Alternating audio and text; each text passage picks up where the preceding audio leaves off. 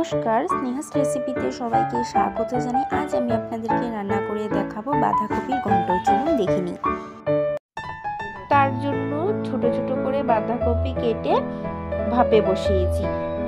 ভাপানোটা হতে থাক ততক্ষণে কড়াইয়ের মধ্যে 2 টিস্পুন মতন সরষের তেল দিয়েছি।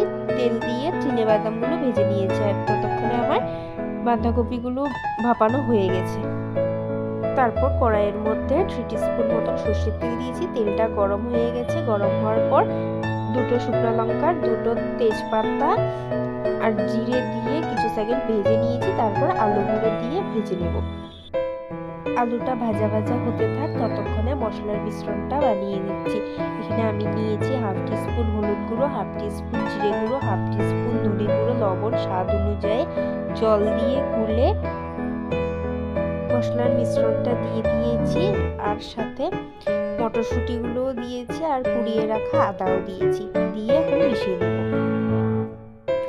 বন্ধুরা, আপনাদের কার কার বাঁধাকপি খেতে ভালো লাগে আমাকে কমেন্টসে জানাবেন। আর আপনারা কোন জায়গা থেকে কমেন্টস করছেন আমাকে জানাবেন, না হলে তো আমি জানতে পারবো না।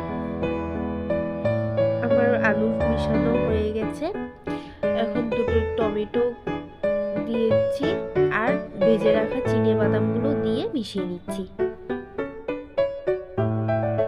আমার টমেটো আলু সব মিশানো হয়ে গেছে। এখন ভাপিয়ে নেওয়া বাঁধাকপিগুলো দিয়ে মিশিয়ে নিচ্ছি।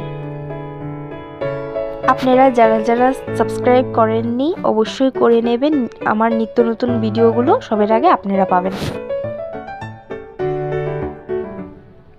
আমার মিশানো হয়ে গেছে। 10 মিনিটের জন্য ঢেকে রাখছি।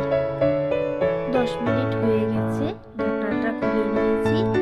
এখন 1 টিস্পুন গরম মশলার গুঁড়ো আর 1 টিস্পুন ঘি দিয়ে মিশিয়ে নামিয়ে নেব। রান্নাটা হয়ে গেছে। ভিডিওটি এতটুকুই রইল। ভালো লাগলে লাইক, কমেন্ট, শেয়ার, সাবস্ক্রাইব করে দেবেন। ভালো থাকবেন, সুস্থ থাকবেন। ধন্যবাদ।